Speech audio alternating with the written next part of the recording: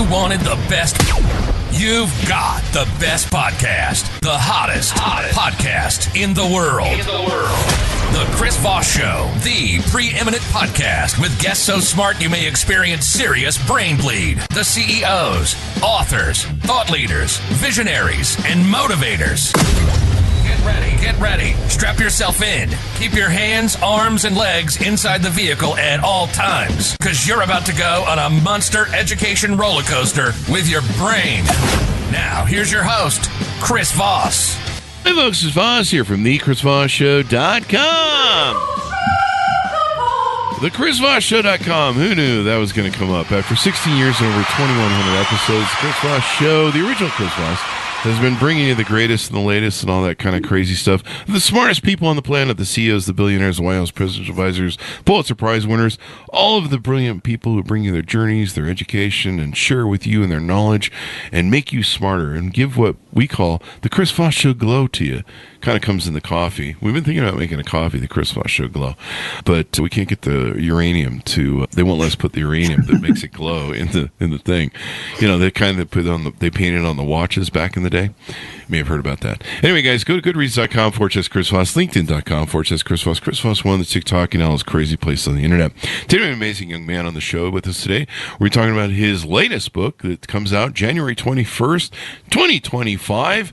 It's called Inspire: The Universal Path for Leading Yourself and Others. We love leadership on the show, of course. Adam Galinsky joins us on the show. We'll be talking to him about his insights in his book and all the things that will make all of our lives better. At least that's what he promised me on the show in the green room. No, I'm just kidding. We like to throw our guests under the bus sometimes and give them a high demand. Adam is a professor at Columbia Business School. He co-authored the best-selling book, Friend and Foe, which explains my first 9 marriages. And he has a forthcoming book called Inspire: The Universal Path for Leading Yourself and Others, that will be published on January 21st, 2025. His TED Talk, How to Speak Up for Yourself, which has over 7.6 million views. Gotta love it. He's served as damages expert in defamation trials. I should have had him on divorces, I guess.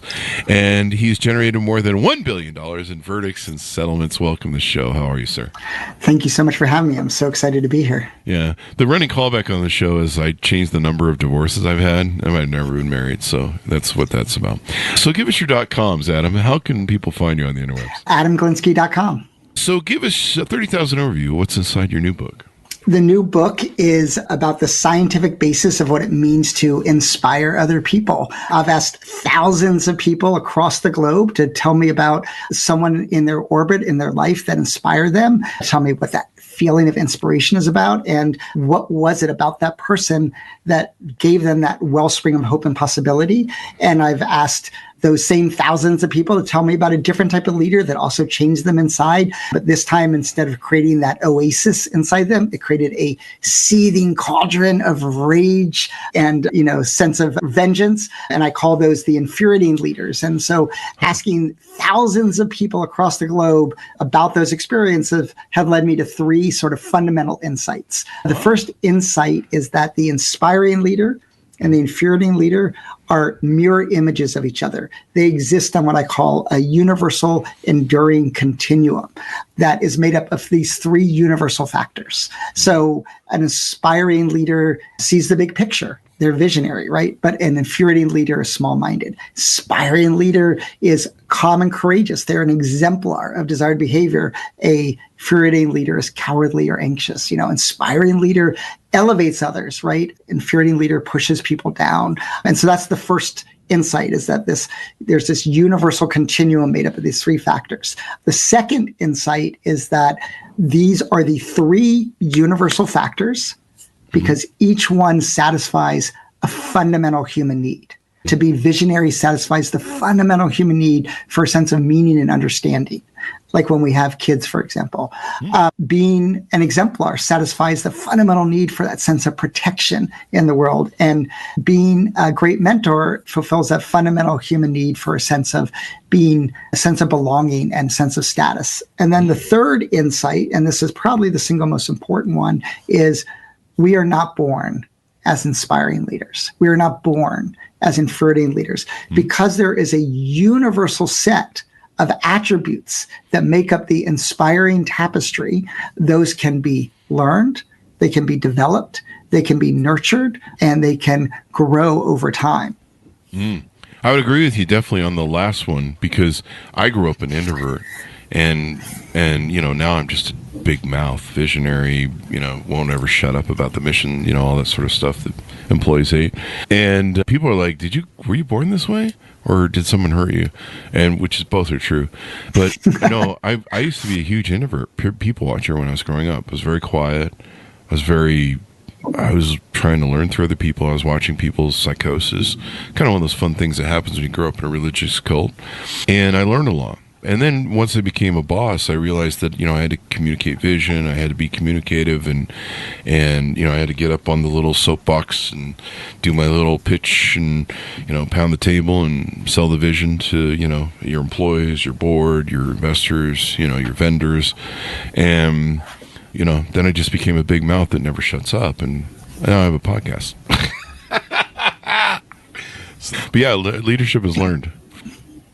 100%. And I think, one of the things is that one of the questions is, how do we learn to do it? Right. And I think that's becomes one of the most important things. And, I've been teaching negotiations. I know you're a negotiations expert for over 20 years. You're thinking of the other FBI guy. Yeah. I'm the original Chris Voss. He's the copycat. Oh, there's a different Chris Voss. Sorry. Yeah. He hijacked our brand. Oh, man. Yeah. Yeah. Anyway, Christopher Voss. But anyway, I've been teaching negotiations for 20 years, and negotiations is really about practice. It's how we practice. We get better by practicing. And I think that becomes one of the most important things that we can do is we can practice being inspiring every day. It's good to, and the thing I was going to follow up with on that too is it's a journey. I mean, I've started my first company at 18 and technically became a leader. Then there was a leader before in high school for just our fun events in our group. But so I've been a leader all my life, and I'm still perfecting it and trying to get better. I mean, I'm not even close to perfection, though. I don't want to imply that. I think I still have a lot of work to do, but it's a journey. I mean, I still read leadership books. I write leadership books, Beacons of Leadership. I'm constantly going, how can I grow better as a leader? How can I develop more as a leader? So it's a never-ending journey, That's one of the fundamental themes of the book, I think, really, is that it is a journey. And the cover of the book shows sort of a path, and the idea of it's a never-ending path that we can become more inspiring every day. But, and this is, I think, really critical, is that we're never 100% inspiring, right? We fall off the inspiring end of the continuum, and we're periodically infuriating. And so the key, and I think you said it best, is that how do we recover from those infuriating moments to become a little bit more inspiring the next day? Yeah. I mean, we're not always perfect. We're just not always perfect. I mean, we fail. We're human. Yeah. I mean, a good example is I just, mistook you for the other Chris Voss, right? And, how do we recover from that? How do we move forward, right? Yeah. And still be present, still engage in a conversation in a really thoughtful way. Yeah, because normally we just kick people off the show if they miss. That's right. No, I'm just teasing. We don't ever do that. It's never happened, folks. But no, it's leadership is a constant. I find, we talk about it ad nauseum on the show. My audience is, we're going to talk about leadership again. But I think most of the audience loves leadership and talking about business things. And, leaders are everyone. Like, a father, a mother, a parent is a leader, a grandparent. Leaders are everywhere. And sometimes they're pop-up leaders, Sometimes there's a crisis on a bus or an emergency situation, and suddenly someone who maybe not have thought of themselves as a leader, there they are. They're presented with that moment. A great example of this is the famous airline pilot, Sully, right? And Sully, he's the one who landed the plane on the Hudson River after bird strikes at LaGuardia took out both of his engines. And words, people talked about Sully moments, right? These moments where he showed this level of wisdom or compassion or care over the course of his career that led up to this heroic moment. So for one of the stories someone told was, something simple like when the plane landed, there was no one there to get the wheelchair. There's supposed to be someone to help someone off the plane. So he went and got the wheelchair because that was what was needed at that moment. Yeah. And, people would talk about how his practices every day of being that inspiring person, making those little gestures, those little efforts, then led up to that moment when a crisis happened. His calm courage was needed, and he was able to do and make this incredible split level decisions and use his expertise to land the plane on the Hudson. I mean, it's, and you never know when you're going to need that muscle. Sometimes just he did, you develop that muscle, and then all of a sudden, the time comes where you got to exercise it. And, there's a lot that goes into leadership, and all that good stuff. Talk to us a little bit about how you were raised. What influenced you? What grew you into the fields that you've been interested in, and finally on writing books about leadership and these topics? Yeah, I'm a professor, and I'm the son of two professors. So both my parents were professors at University of North Carolina, Chapel Hill. So I'm a huge Tar Heel fan, and they're not doing as good this year in basketball as I'd hoped so far. But Raiders fan, I'm not going to cry for you. Oh, especially after the Friday game, that was... Especially after the last 30 years. Yeah, that's a good example. Poor rookie hiking the ball at the wrong moment, when they had a chance to win it. And, I think my parents really inspired me in different ways. My dad was one of the most creative people I'd ever met. And he was so good at seeing the big picture and figuring out what needs to be done. And I tell this story in the book, but I love this story so much. It was 1992. Northwest Airlines had a half price sale, but you had to order tickets over the phone. And my dad was going to buy 22 tickets because my sister was getting married that summer, and he was getting tickets for so many different trips. And he had them all lined up, and he was calling for about 5 hours, and it was busy. Like you weren't even put on hold back then. You just had to redial. So he's been hanging up, redialing.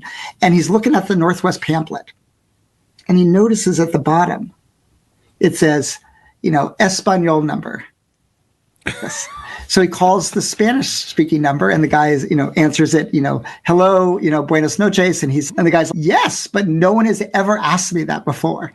And he said, can you take reservations in English? And he said, I can. And, the deal expired at midnight. It was like 11:45. If he hadn't gotten on the phone then, he never would have gotten the tickets. He saved thousands of dollars by creatively recognizing, this Spanish-speaking number at the bottom of the pamphlet. Oh, wow.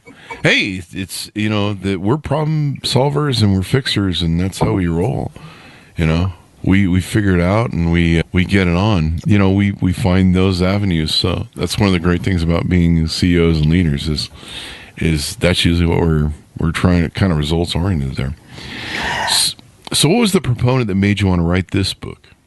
I've been researching and teaching this topic for over 20 years. And, I like to say it's my heart and soul. It's like everything that I really believe in. I really believe that reading this book will make you not just a better leader or a better CEO, but also a better spouse, a better parent, a better friend, a better colleague. It helps you, see the big picture, understand other people, and understand what people need. Earlier I said that the reason why inspiring is so universal as part of our psychological architecture is because it satisfies fundamental human needs. And a phrase that I really like to use in the classroom to emphasize this is that different people have different needs at different times. And what that means is that for us to inspire someone or meet them where they are or meet the moment, we have to understand what other people need in that moment. And so how can we be better and more effective at taking other people's perspectives and really understanding that? So I really believe this book is going to, like I said, make people better leaders, better spouses, better parents. With 20 years, of my own scientifically based insights, but lots of also personal stories. And I mean, that's just really important. I wish more, I meet people and they go, I'm not a leader. I don't have a title of a leader. I'm just a manager. I'm just a person in the company. I'm like, no, anybody can lead. I mean, you may not be able to, write people up and fire them or something if you don't have that in your job title, but you can lead, and people tend to aspire to leaders. We were talking about this on an earlier show today about how a lot of people leave companies over poor leadership, and it's an issue. I mean, I think you said something incredibly important, which is, what does it mean to lead someone? What does it mean to inspire someone? And you have the potential to influence someone, to inspire them, or to infuriate them whenever they give you their attention. Sounds like first 9 marriages. Yes. Great. I thought it was up to 10 already, not 10. Yeah, we move it around. Okay. Yeah. And anytime someone gives you their attention, you're going to impact them. And that's why, I mean, in the book, I call it the leader amplification effect. Oh. And the leader amplification effect is basically whatever you do as a leader gets amplified because people are giving you their attention. And that attention intensifies their reaction to whatever you're doing. So, a constructive comment to someone from a leader can come across as devastating criticism.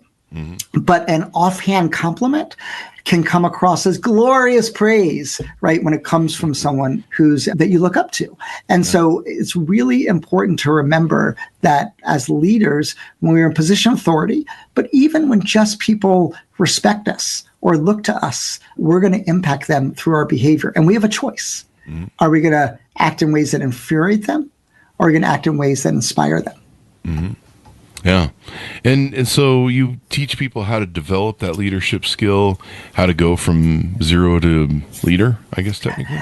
Yeah, I guess that's right. Let me ask you a question. And, one of the things that we do in my research and what I do in my teaching is I ask people to tell me about a leader that inspired them.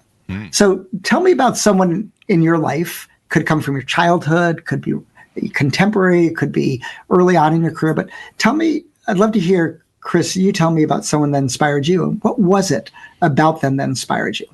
There was this burger joint that I went to the other day, and it was the most amazing. No, I'm just kidding. No, it could be. That could be, Burgers right? inspire me. No, don't do that, folks. Lou Tice, I don't know if you ever heard of him. He was a guy who used to do a lot of motivational stuff in the 90s, 80s, 90s. I mean, he was an older gentleman at the time. He probably had been doing it for a lot of years. I don't have his quote bio. I don't know why I'm wandering on this. But I had been learning to look outside of the box for most of my life because I grew up in a cult. I think we mentioned that earlier. Or was that prior show? And so I was constantly... I was one of those people that, they'd be like, you just have to have faith, Chris. And I'm like, no, I need an explanation, like a logical, reasonable, this needs to make sense to me. I was one of those idiots, still am. And so I kind of learned to think outside the box because I grew up born into a box. And so trying to have a vision outside of it. So it helped me with vision. And it really kind of shaped me. It's kind of funny. I kicked the experience, but I probably wouldn't be who I am without it. I held a seminar, and I was working at a car dealership, and they sent us to this seminar with Lou Tice, and he did the 9-box experiment with me. I don't know if you've ever heard of it. Of course I know the 9-box. Yeah. And that was the first time I'd ever seen it or heard of it. I was like 18, 19, 20 or something. And what he enabled me to see, even though I failed the experiment, was that I had been living that way for a long time, and it had kind of become one of my little tools that I was good at. I was good at looking outside the box, and so that really inspired me. There was a lot of other stuff that he did in the seminar that was really inspiring, and I still have his book to this day, the manual from it. But the thinking outside the box thing, that's made all the difference in my life, and it gave me a reference to where I finally was like, okay, this is what I do, and this is what I like to do. So I think it's, I talked about my dad, like noticing the Spanish speaking number, right? That's like thinking outside the box. And I think, trying to find those creative solutions. And in this case, one of the things that really helps us be leaders effectively, you mentioned communication, right? Is finding some way to communicate. So in this case, you had been living in a box, and this 9-dot exercise, which to solve it, you have to do a straight line through all the things. The only way to solve it is to literally have the pencil go outside the box, is the way to solve that. That became a metaphor for you. And one of the things that I've shown in my research, I think, is 2 really important things. One is that to be really inspiring, we got to find a way to simplify our messages to their core essence and to visualize them. to make them come to life with a metaphor. For example, my colleagues and I have analyzed, every convention speech of the 20th century of Democrats and Republicans. And what we found, controlling for economic factors like unemployment, GDP, inflation, controlling for incumbency, controlling for even the polls at the time of the first convention, how much visual metaphorical language you use in your speech predicts who wins. And so that becomes really important. So for you, this 9 dots is like a visual understanding of thinking outside the box. And we need something that connects us, right? I show this video in class of Jim Valvano, and he's a basketball coach who won 9 consecutive do or die games in 1983, 7 of which they were behind or tied with less than a minute to go. Oh. So just an incredible string of victories. And it was voted the top college basketball moment of the entire 20th century, his national title. And he did this speech afterwards, and he talked about his dad. He talked about his dad motivating him, his dad inspiring him. But he said, when he first made the NCAA tournament, his dad brought him up to his bedroom. And he talked about, his dad never let him up to his bedroom, and his dad never left New York. He thought everything north of the George Washington Bridge was Canada. But he said, my bags are packed for you. When you win the national title, I'm going to be there. And I love that phrase, my bags are packed for you.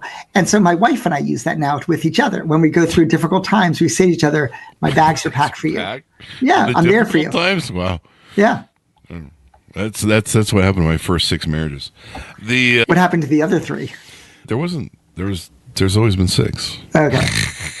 It's the callback joke for the show. We've been baking. Yeah, no, I get it. I love it. People come up to me and they go, how many marriages do you have? Because you keep moving the number around. And I'm like, 0. That's the joke. That's the punch line. So that's the fun part. Anyway, yeah, it's and to me, part of it was I was being gaslit and told I was the bad one, insane. I was wrong because I wasn't buying the cult. I wasn't buying and so for me, it was very freeing because I learned there were other people who thought like me outside the cult. And George Carlin was one of those people who helped me realize that, I found other like-minded thinkers, and I was able to go, okay, I'm not insane. I'm not the problem. I'm still the problem, but according to some people, but that's another story. Your first 6 ex-wives. Yeah, my first 5. There was only 5. Where are you getting 6 from? I don't know. Man. But yeah, we'll just keep going down. Like people literally, they do come up to me and they go, how many times have you been married? Anyway, after they scream, the Chris Voss, what have we touched on about the book that we want to tease out to get people to pick it up? I think one of the things that's got a number of scientifically backed but practical exercises that you can implement in your daily life to become more inspiring. One of them is, one of the things I asked you to do is to think about an inspiring figure in your own life. And I think one of the things that we can think about is how can we emulate that person? Like, what is it about that person that inspires us? And how could we capture that same inspiring tendencies in our own behavior? I think is one of those ones. I also go through ways that we can get into different ways of getting into different mindsets. So when I want to be more visionary, how do I get to become more visionary? When I want to be a better exemplar, how to become the best exemplar I can be? How can I get into a mentor state of mind so that I can steer and direct and guide people to reach their full potential? Yeah. Or how can I just abuse them enough to get what I want? Wait, is that a thing? No, I'm just kidding. Don't do that, folks.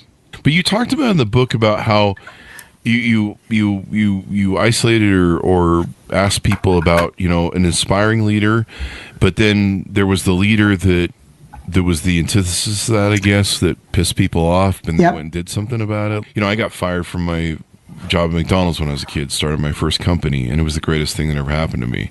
And yeah, I'm kind of still bitter and angry about it, but I'll get over it someday. Yeah, I think, like I said at the beginning, like there's the inspiring leader and there's the infuriating leader, and they exist on this continuum essentially, right? And they are, the infuriating leader is the antithesis, right? It's, the goateed version, the evil version that always has the goatee, right? It's that person. And we can learn from both reflecting on the people that infuriated us and by reflecting on the people that inspired us. And because some of the best things that we can do in life is commit to not doing certain actions or behaviors that have really troubled us or made us create that seething cauldron of rage and resentment. Oh, wow. Yeah. So is that a good sort of, is the results good on that, where maybe you can, I don't know, maybe I'll just be an evil leader. I mean, if it helps people get pissed at me and then go on to greatness. I think, I'll say a couple of things about being that evil sort of leader, if you will. I mean, let me just say one thing. There's certain aspects that are like being visionary can be used for evil purposes. Many cult leaders are visionary, right? They're very good at creating a vision that really is seductive and gets people to buy in. And so being visionary in and of itself is not necessarily inspiring, right? Because you could use that visionary characteristics for infuriating ends, if you will. I mean, technically, you can't make everyone happy. I've probably made some mistakes. I know I've made mistakes. Let's be honest here. In your first 7 marriages. Yeah. Yeah, my first 7 marriages. And is it 7? And I don't know. I can't feel my legs anymore from all the divorces. But I imagine, there are mistakes. I mean, even if you're a good leader, there's evil leaders that are just pure evil, I suppose, and bad. But I mean, there's times where I've made missteps and mistakes. I've mishandled people. I've misread maybe the lay of the land and taken action on it, and maybe it wasn't, we fired the guy for the wrong reason. Oops, my bad. And I don't know, I guess in some way, hopefully it motivates people. I've certainly had seen enough bad bosses in my life where I've gone, I'm never going to be like that, and I'm going to do better and build a better widget. And yeah, but it's interesting, you break all those differences down at what inspires people. And I don't know, now I'm going to lay asleep at night going, should I be an evil Machiavellian leader or should I be a good Machiavellian leader? But I think hope springs eternal, right? So giving people hope, I think, is, that's the human cornerstone of human nature, is hope. Because have you seen us lately? We need as much hope as we can get. Yeah, but I mean, I think even, whether or not you're, a Trump supporter or not, like the phrase "Make America Great Again" is a hopeful message, right? It's about this belief that America was the best country in the world. It's currently not today, but it can be again with the right leadership. And that's what gets people attracted and on board. And I think that's really important. One thing I want to address is something that you said that's really important, which is, we all make mistakes. Right. And that's one of the things that, is really important. And there's a really important distinction that matters a lot for thinking about how we think about our mistakes that can make us more versus less inspiring. And one of the things that I've shown in my research is that turns out shame is not a very constructive emotion. Oh. Shame makes us want to avoid. Shame makes us feel so bad we want to put our head in the ground. We want to become an ostrich, right? And so when we feel shame we all make missteps, right? If we feel shame about that misstep, we're not going to take any reparative action. We're going to want to hide, and we're going to want to become small. But guilt and saying, look, I messed up. I want to make this better. I want to look to the future. I want to be forward focused, and I'm going to take these actions to recover and to help make amends. That is how we become more inspiring. It's not from hiding, but from engaging. Shame. That's one of those things. I mean, is shame ever productive? I mean, I don't know. I mean, I think guilt is productive, but shame isn't, right? Shame is really this sort of hot feeling of hating yourself and just wanting to, abnegate the self versus, look, I made a mistake. This is what I did wrong. This is what I'm going to do in the future so I don't make that same mistake. Again, it's about focusing forward towards a brighter tomorrow rather than dwelling and recriminating the past. I'm still working on my therapist with the shame, so I'll eventually get over it. I sound like Howard Stern half the time, don't I? It's a lot of therapy. So do you do anything else in your work? Do you do coaching or consulting? Sure. Do a ton of consulting, a lot of coaching. One of the things that becomes really important, I think, is I can apply these principles in a variety of different ways, right? And so I can help people be better decision makers, right? Help people create more fair systems and more fair processes. But I do think, the foundation of being a more inspiring versus a more infuriating person, I've come up with since I wrote the book. So this is actually in the book, is this sort of, I call it reaping what you sow. And, that's a phrase from the Bible, reap what you sow. And it's really means two different things, right? The first meaning is our actions today have consequences tomorrow. But there's something I think even bigger, which is that what we put out in the world comes back to us, right? We reap what we reap what we sow. It comes back to us. But I've changed the spelling of it. So reap is REAP. My acronym is REIP. So it starts with reflecting. Reflect on your own experiences when you were inspiring and when you were infuriating. Second is emulate. Think about those inspiring leaders from your own life. How can you emulate them? I is make an intention.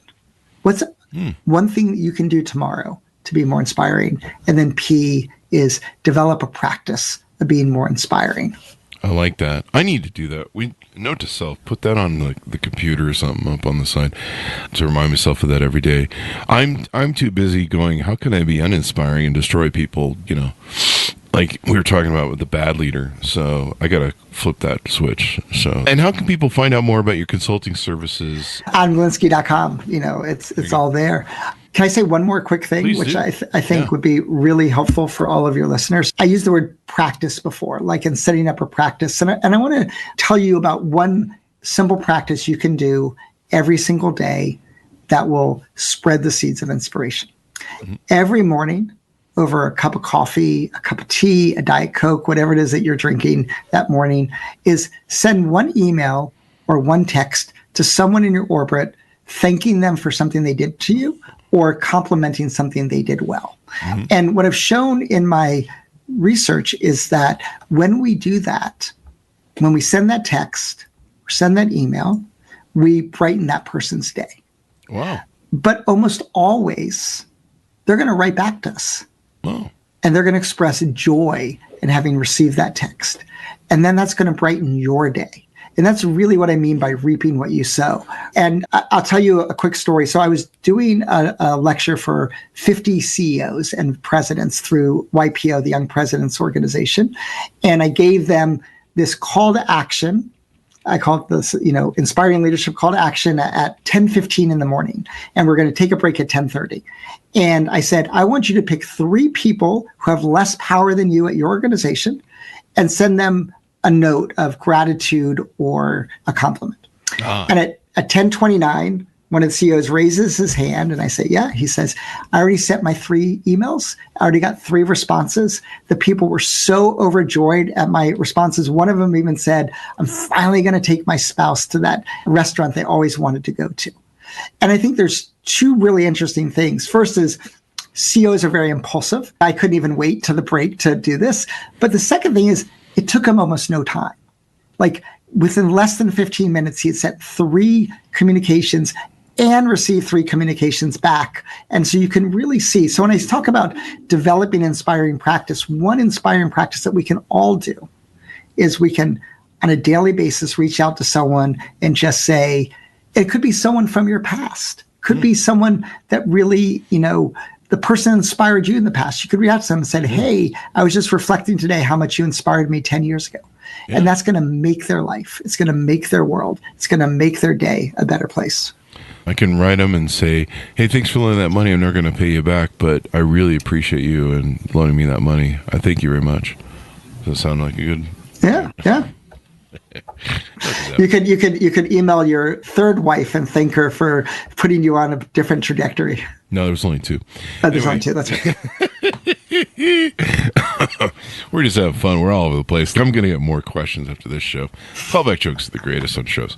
So it's been wonderful to have you on. Thank you very so inspiring. much. I'm going to read your book because leadership is hard, and it kind of changes too. I've gone from the old style of kind of Peter Druckerish sort of leadership to now you kind of have to be more emotional or what's the word I'm looking for? You have to have empathic. empathic. You have to have more emotional intelligence. Yep. You have to like give a shit about people for all of a sudden or something. I don't know. Anyway, but you know, it's a different generations now that they want something different from the business experience. They're not happy. You know, when I was young, a place I worked at, a guy, one of my CEOs that I worked with was complaining. He goes, one of the employees came up to me and they were bitching about how no one ever says thank you. Like when, you know, we tell them, hey, go over there and fix the copier, no one says thank you. And he goes, I find that really irritating. He goes, the thank you is the check you get every 2 weeks on Friday. And I'm like, it's not really, I mean, I don't expect everyone to walk around and say thank you all the time, but, you know, I mean, maybe a pat on the back or, you know, hey, you're doing a great job sort of thing is warranted. But, you know, the check really at the end of the week is an expectation. I think it's more like a fulfillment of contract or something. I don't know. Yeah, I think that's right. Yeah. But now you got to be all benevolent and crap, and you can't be so Machiavellian and dark triad traits and, you know, just fire people at will. You got to, you know, connect with them. But I think it's a better model that we're at now in our development of the leadership because, you know, you're really looking, instead of trying to drive a horse, lead a horse, force a horse to water, you know, by beating it, you're like trying to inspire the best of human nature and minds and win over minds and hearts and get people to want to do things for the good of it, which is unfortunate because I miss the old days, but that's a different story. You know, you've used the word Machiavellian a number of times today, and I think what Machiavelli is all about is being the person other people want you to be so that you can retain power. So a Machiavellian might be actually a very inspiring leader because that person knows that's my ticket to gaining and retaining power. Yeah. So there's a certain balance to leadership, and it's not all pretty. But, you know, there's some people that bash Machiavellians. We had a long conversation on the prior podcast. That's why it's bleeding over. But I think it's, you know, it's a thing too. But normally when I think of being a good leader, I try to be benevolent. And there's some Machiavellianism to that, where you try and be a good leader, try and be fair, you try and be a good judge, you try not to be asshole number one, which is usually my problem. So. I mean, I will say one thing, though, about being benevolent. You know, I got to interview the Columbia University football coach a couple of years ago. So this person was brought in from Penn. He was one of that had the most winning records of any Ivy League coach. And Columbia hadn't won a game in over 2 seasons. Wow. And, you know, within 2 years, he took them to a winning record. And, you know, from no wins, I think, to 2-8. And then the next year, I think they were like 7-3, like just remarkable turnaround. And when I interviewed him, he said, here's one of the most difficult decisions I have to make with every team, which is, who can I yell at? I have to yell at someone. I have to make an example. I have to really highlight when someone does something wrong. And if I yell at the wrong person, the whole team will turn against me. Yeah. You know, and there was a situation recently where Steph Curry threw, you know, basically a touchdown pass that led to a turnover, and the other team got like a quick transition 3 on the other end. And Steve Kerr called a timeout immediately and just lit into Steph, you know, because one of the things he's been preaching from day one of training camp is we got to cut down our turnovers. That's what's costing us is turnovers. And everyone talked about the fact that, you know, Steph is the person that you can yell at really is helpful for Steve Kerr to, you know, to set an example when the most important person on the team, you know, is willing to withstand that. It shows how important turnovers are. It's part about vision. He's been preaching that for a long time. But, you know, as a leader, sometimes you do have to yell at someone. You have to tell someone they're not performing well, and you got to let everyone understand what's the standard and what's acceptable. Yeah. And sometimes you got to send that message too. Like, people have to see that, you know, it's one of those things. I remember, I think it was the coach of the Jazz back in the 80s and 90s, and he headed the team that went to the Olympics, and Michael Jordan was on that team. And Michael Jordan went out in the first 2 quarters, like, just dominated and put up like record numbers. And he's, what do you say to Michael Jordan to take him to the next level for the second half of the game? And Michael Jordan was in the locker room, and he turned to him and went in front of everyone, and he goes, Michael, you need to pass the ball and share more. It's like, whatever, coach. I think it was Chuck Daly, and he is the coach of the Detroit Pistons, and they won 2 championships. Yeah. It was funny. What do you say to Yeah. Michael Jordan. But no, in all fairness to that, it's a very famous, their first championship that they won. Yeah. John Paxson scored 10 points in the fourth quarter, and literally, I think it was their first championship or one of them. And, Phil Jackson looked at Michael Jordan and said, "Who's open?" And John Paxson was open. And so he got the ball to John Paxson, and John Paxson became sort of this hero. But that's a good example of leadership, right? Is that everyone's keen on you, Michael. Someone's wide open. Pass that person the ball. Yeah, use it. Thank you very much, for Adam, for coming on the show. Yeah. Give us your .com so people can find you on the interwebs. AdamGalinsky.com is it? AdamGalinsky.com. Thank you very much for coming on the show. We really appreciate it. I loved it. Thank you so much for having me. Thank you. And thanks to our audience for tuning in. Order the book where refined books are sold. Inspire, the universal path for leading yourself and others. January 21st, 2025. It's out. Pick it up and his other books where refined books are sold. Thanks so much for tuning in. Go to goodreads.com/Chris Voss, LinkedIn.com/Chris Voss, Chris Voss, one on the TikTok, and all this crazy place, the internet. Be good to each other. Stay safe. We'll see you next.